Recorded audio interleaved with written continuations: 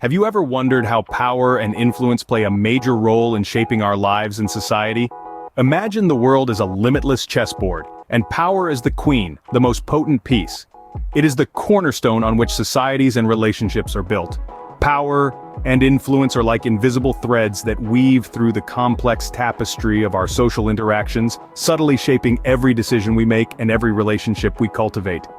These dynamics are not just limited to individual relationships, but extend to the broader socio-political landscape as well. Think about the political leaders who shape policies, the celebrities who influence trends, or even the boss who determines your work environment. Power and influence are in constant flux, exerting their pull on every aspect of our lives. Recognizing these dynamics and understanding their influence is not merely an exercise in sociology, it is the first crucial to mastering them.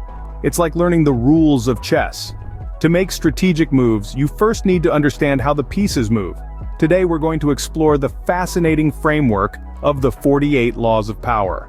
This thought-provoking guide delves beyond the surface into the intricate mechanics of power. It provides profound insights and gives us the tools to understand, wield, and even counteract the forces of power and influence. So, buckle up as delve into the world of power and influence. Get ready for a thrilling journey that promises to transform the way you perceive power, influence, and their role in shaping our world. Hey everyone, welcome to Cap Reads. Kicking off with Law 1, it articulates never outshine the master. This intriguing principle is not merely a dictum but a profound understanding of the complex dynamics that revolve around power. It encapsulates the wisdom of discerning the delicate balance between showing off your skills and holding them back. The law isn't suggesting to suppress your talents or skills, but rather advocating a well-thought-out strategic approach towards their display. Every organization, every relationship, and every social setting has a person who commands a certain degree of authoritative influence. This person, commonly referred to as the master, holds significant power. Outshining them can lead to a disruption in the power dynamics. Hence, the law suggests it may not always be in your best interest to flaunt all your skills and talents at once. But it's important to note that this isn't a call to bury your abilities or talents. Rather, it's about mindfully gauging the situation, assessing the potential outcomes, and then deciding whether to let your superior take spotlight to step into it yourself. There will be instances where it's more advantageous to you to let your superior shine rather than to outperform them. The crux, therefore, lies not in suppressing your talents, but in the art of knowing when to display them and when to hold back. It's about an understanding of the right timing, the right setting, and the right audience. This doesn't mean you have to hide your abilities. Instead, it's the wisdom of knowing when to take the spotlight and when to step aside. Remember, it's not about suppressing your talents, but about knowing when to shine and when to hold back. Moving on to Law 2, which warns us, never put too much trust in friends. This law doesn't advocate an existence of constant suspicion, but rather, it's an intelligent reminder to apply judicious skepticism in relationships. Friends, given their intimate knowledge of your life, can potentially transform into the most adept manipulators if circumstances change. Now, this means all friends harbor nefarious plans. However, it's prudent to strike a balance between blind trust and healthy skepticism. Keep in mind, this law is not just applicable to personal relationships, but equally holds true for your professional life. No matter how close or trustworthy a friend appears, the dynamics of the relationship can change. Therefore, it's not just smart, but also necessary to protect your interests. It's about understanding the delicate balance between trust and doubt. The law isn't as cynical as it sounds. It's more of a practical guideline for navigating intricate human relationships. It's about recognizing potential risks and acting wisely. In essence, it's about maintaining your emotional and professional security. So, the key takeaway is to always maintain a healthy level of skepticism, even in friendships.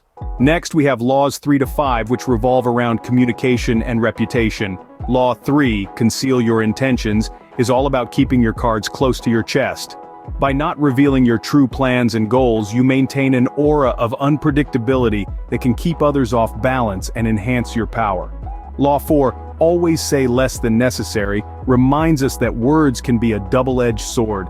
The more you say, the more likely you are to say something that could be used against you.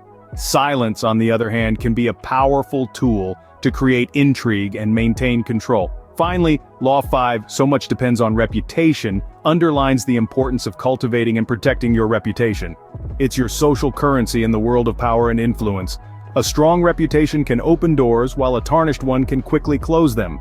So the essence of these laws lies in the art of communication and the power of reputation.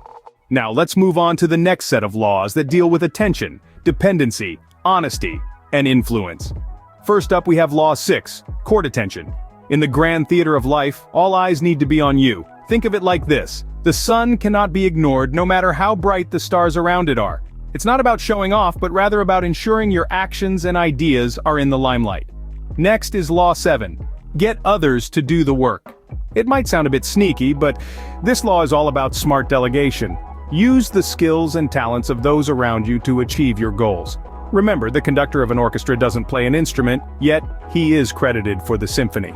Moving on to Law 8, make others depend on you. The more indispensable you become, the more power you wield. If people can't do without you, you hold the reins.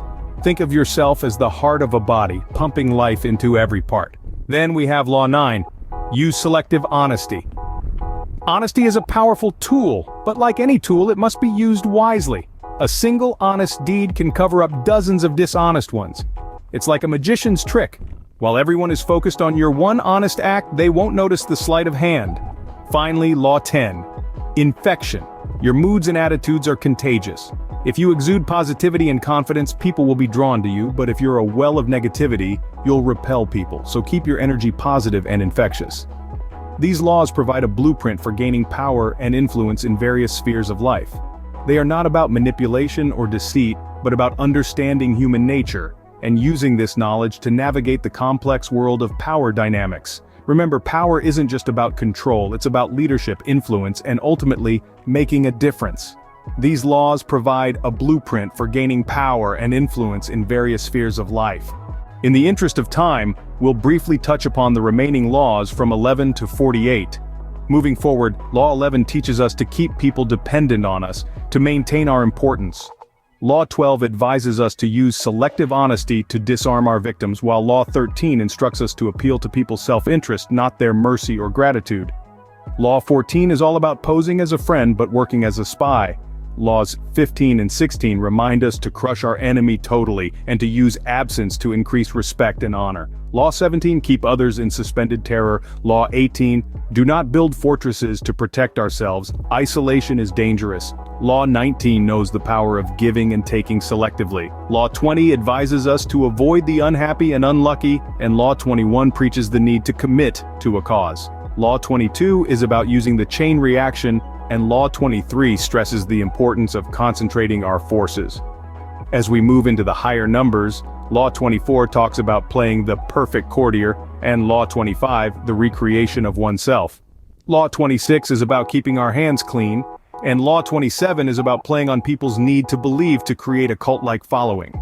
Law 28 encourages us to be audacious and bold, and Law 29 is about planning all the way to the end. Law 30 tells us to make our accomplishments seem effortless. The final 18 laws cover everything from controlling the options to playing the victim, from creating compelling spectacles to thinking as you like, but behaving like others. They illuminate the power of keeping others guessing, the value of chain reactions, the strategy of the chain of command, and the wisdom of enacting change subtly. These laws, each with its unique perspective and wisdom, provide a roadmap to navigate the complex terrains of power and influence. They remind us that power isn't just about strength or authority, it's about understanding human nature, strategizing effectively, and acting with intent. Although we've only scratched the surface of these laws, they serve as a guide to understanding the mechanisms of power and influence. As we come to the end of this video, it's crucial to remember that power and influence are double-edged swords. We've walked through the 48 laws, each unique and valuable in its own right. These laws, when applied wisely and ethically, can shape your path towards achieving your goals. But never forget, the essence of power lies not in its mere possession but in its judicious use. So the next time you find yourself in a situation that requires power or influence, remember these 48 laws and use them to your advantage.